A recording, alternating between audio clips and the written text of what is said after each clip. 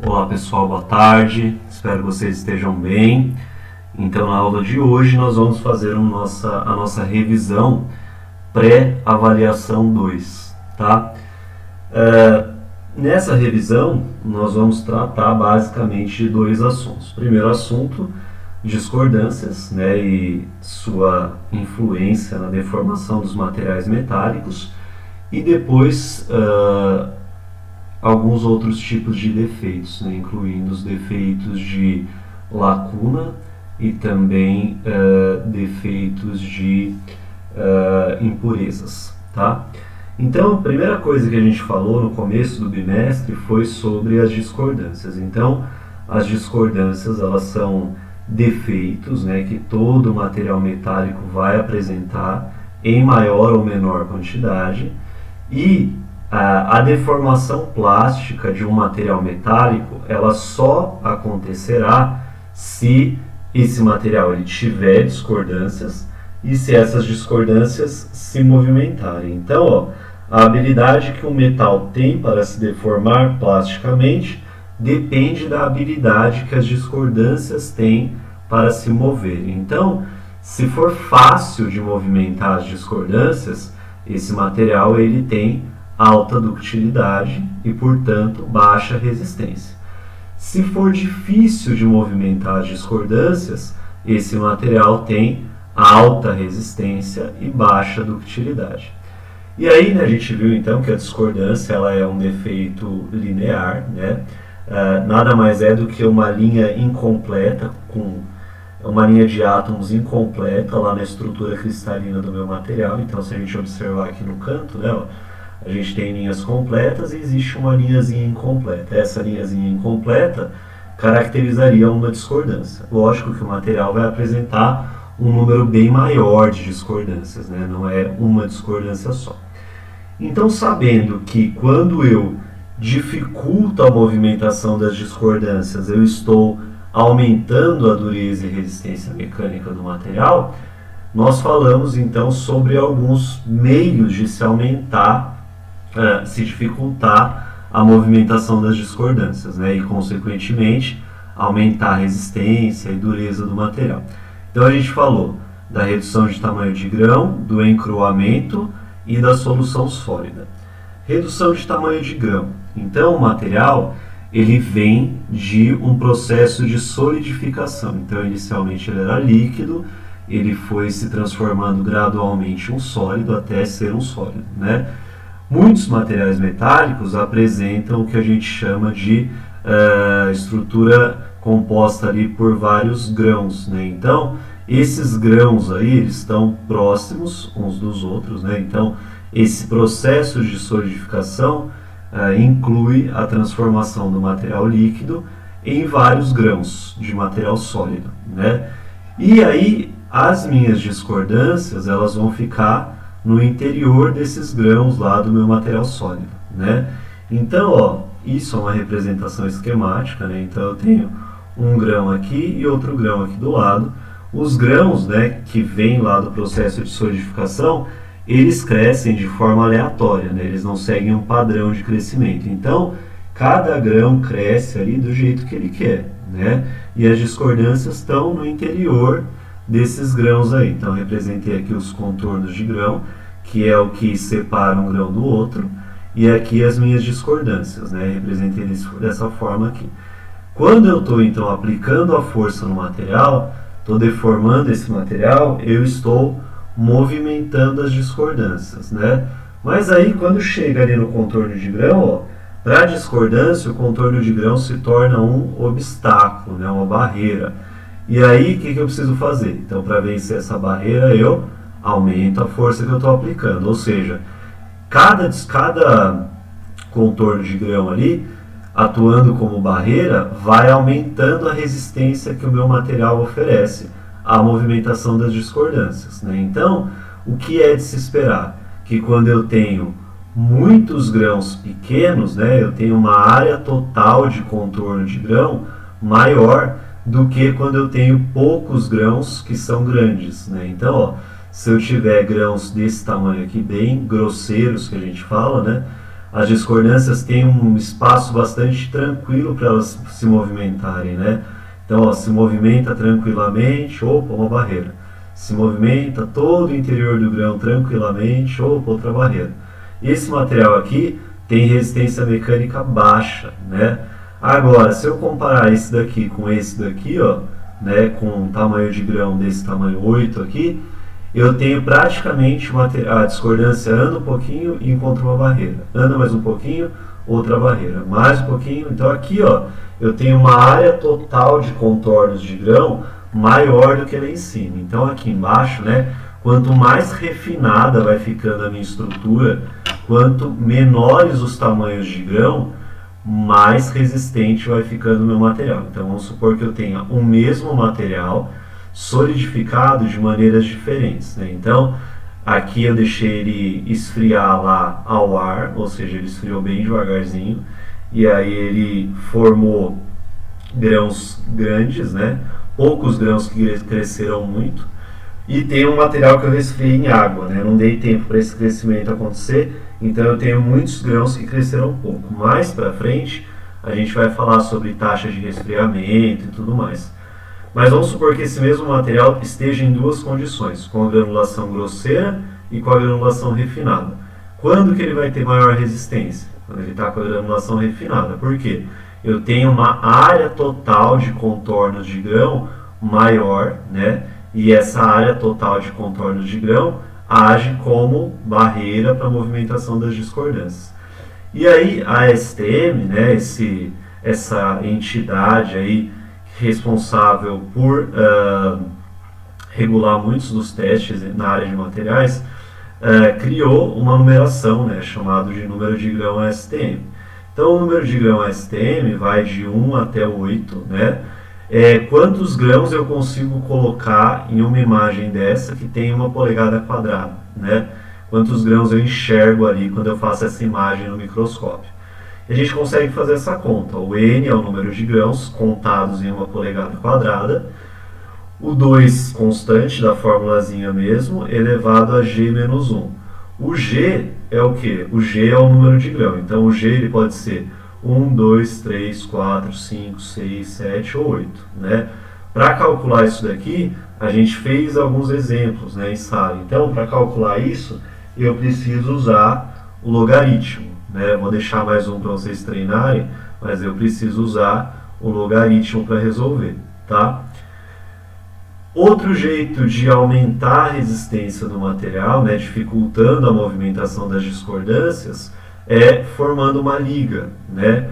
Quando eu formo uma liga, ou seja, eu junto 2 ou mais elementos para formar um material metálico, eu estou dificultando a movimentação das discordâncias. Por quê?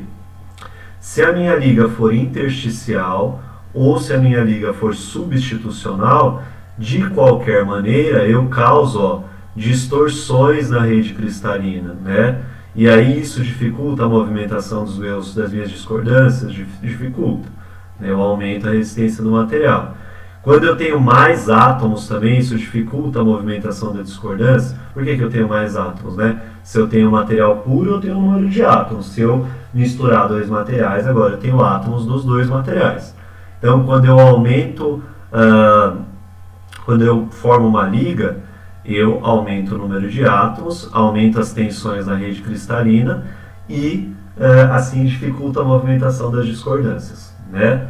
Outro jeito, encruar o material. O que é encruar o material? O material ele já tem um grande número de defeitos, um grande número de discordâncias, e quando eu deformo este material, eu gero mais discordâncias. Então, como eu estou só deformando o material, o volume dele se mantém o mesmo, pode assumir outro formato, mas o volume dele continua o mesmo. Eu vou ter o mesmo volume de material, só que com muito mais discordâncias, né? Como eu tenho muitas discordâncias agora no mesmo volume de material, eu tenho uma discordância atrapalhando a outra, né? Então aí resistência mecânica aumenta também, tá? Como que eu calculo o encruamento? Através do cálculo da porcentagem de trabalho a frio. O que é isso, né? A área inicial antes da deformação menos a área final ou área deformada dividido pela área inicial vezes 100, né? Para que eu tenha essa porcentagem de trabalho a frio. Em geral, quando eu vou deformando mais o meu material, mais resistente ele vai ficando, né? Então essa tendência aí que mostra o gráfico, tá? Bom, por que a gente chama de trabalho a frio, né? Porcentagem de trabalho a frio, porque é uma deformação feita à temperatura ambiente, né? Eu não aqueço esse material, deformo ele à temperatura ambiente, tá? Não quer dizer que eu vou esfriar ele também, não vou esfriar nem esquentar, tá? Eu vou deixar ele na temperatura ambiente, tá? E aí a gente falou um pouco sobre esses defeitos lineares, né, que são as discordâncias, e agora a gente vai falar de defeitos pontuais. Quais defeitos pontuais? As lacunas, também chamadas de vacâncias, ou as impurezas, né, que são os átomos que a gente adiciona ali, por exemplo, na formação de uma liga, né, são impurezas. Impurezas desejáveis, mas são impurezas, tá? Vazios ou lacunas. Como que a gente pode definir vazio ou lacuna? O vazio ou uma lacuna, ou ainda uma vacância, né, é uma posição lá da rede cristalina que devia estar ocupada por um átomo, mas não está. Está vazio, né, espaço vazio, certo? Consigo calcular o número de lacunas? Consigo, tem uma fórmula para isso. Ó. O número de lacunas, NL, será igual ao número de átomos por unidade de volume, que é o N, vezes o E, que é o número de Euler, ou constante de Euler, 2,7 alguma coisa lá na calculadora. Lembra que na calculadora a gente já vai usar a tecla E elevado a x, né? Já tem uma tecla na calculadora, E elevado a x. Quando a gente colocar o E para fazer a conta, não precisa colocar o chapéuzinho, né? É só colocar o expoente logo na frente do E. Elevado a menos QL, que é a energia necessária para a formação de uma lacuna. Esse QL, cada material vai ter o seu, dividido por K, que é a constante de Boltzmann, que relaciona a temperatura e energia de moléculas. A gente vai usar sempre esse valor, ó, 8,62 vezes 10 a menos 5 eletrovольts por Kelvin, vezes T, que é a temperatura que tem que estar em Kelvin. Para tudo isso daqui, né, para fazer essa continha aqui, de calcular o número de lacunas, a gente precisa calcular o N, né? Então o N ele vai ali na fórmula, ó. Como que eu calculo esse N aqui? O N é densidade vezes o número de Avogadro, que é o 6,023 vezes 10 elevado a 23, dividido pela massa atômica. A densidade e a massa atômica a gente sempre vai ter, tá? Depende de cada elemento. O número de Avogadro é constante. Eu, depois que calculo esse valor aqui de N, ó, preciso fazer a conversão dele, porque ele vai estar em átomos por centímetro cúbico, né? Tendo em vista que eu vou usar a densidade em gramas por centímetro cúbico, eu vou achar esse valor de N em átomos por centímetro cúbico. Aí eu posso escolher, né? Ou eu faço a conta primeiro e no final o resultado eu multiplico por 10 a sexta para converter de átomo por centímetro cúbico para átomo por metro cúbico, ou se eu quiser, no começo, antes de fazer a conta, eu já pego o valor da densidade, que vai estar em gramas por centímetro cúbico, e já multiplico por 10 a sexta, tá? Para ter o valor em gramas por metro cúbico, aí não preciso converter no final. Então eu posso escolher quando eu faço essa conversão, tá? Eu preciso transformar, então geralmente nos exercícios a temperatura vem em graus Celsius, né? Mas eu preciso passar para Kelvin, porque na minha fórmula aqui, ó, a temperatura vem em Kelvin, então para transformar Celsius para Kelvin é só somar 273, tá? A gente falou também um pouco sobre, a gente tinha falado, né, inclusive agora há pouco, sobre soluções sólidas, né? Então, solução sólida quando eu misturo aí dois ou mais elementos na formação de uma liga, né? E aí essa liga, né, ela pode ser do tipo substitucional ou intersticial, né? Lembrando que quando eu junto aí dois elementos, um elemento está sempre em maior quantidade, né? Esse elemento em maior quantidade a gente chama de solvente, e o elemento que eu vou adicionar em menor quantidade a gente chama de soluto. Então, maior quantidade solvente, menor quantidade soluto, tá? Bom, Se eu tiver mais de um soluto, né, eu posso ter 2, 3 solutos, dependendo de quantos elementos eu estou adicionando ao meu elemento de base, né, ao meu solvente. Tá?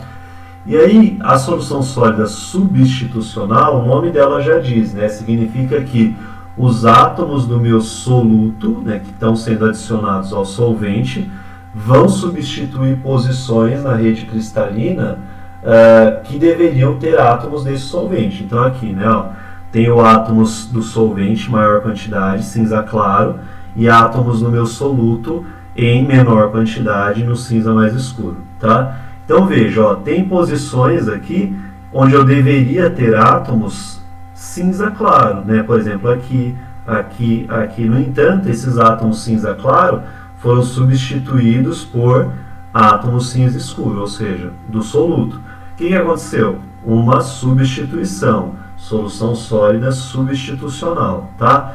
Mas para formar uma solução sólida substitucional não é tão simples. Então, ó, os átomos que eu estou misturando, os elementos que eu estou misturando, tem que ter o mesmo tamanho atômico, ou próximos, né, tamanho atômicos bem próximos, mesma estrutura cristalina, eletronegatividades próximas e elétrons de camada de valência também próximos. Tá?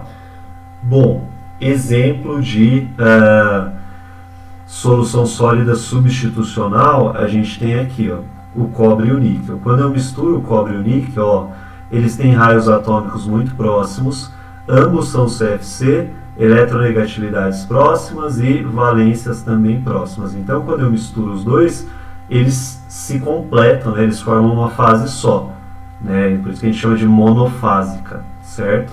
Então, é um exemplo de solução sólida substitucional. No entanto, é mais fácil que se forme uma solução sólida intersticial. Nesse caso, o que acontece? Os átomos do soluto, né, de menor quantidade, eles vão ficar nos espacinhos vazios da rede cristalina do solvente, que é aquele que está em maior quantidade. Exemplo, ferro e carbono, que a gente vai ver mais para frente, que é o aço, né? O aço carbono é ferro mais carbono. Ferro é o solvente, maior quantidade, e o carbono é o soluto em menor quantidade. Então, é um tipo de solução sólida intersticial, tá? Bom, acho que é isso. É uma revisão, então é mais rápido. Vou propor alguns exercícios de revisão para a aula de hoje, aí vocês me entregam, valendo a presença de hoje, e já aproveitam para estudar para a prova da semana que vem, certo? Então nos vemos na semana que vem na nossa prova. Até mais, fiquem bem, se cuidem, estudem e qualquer coisa me avisem. Até mais, gente.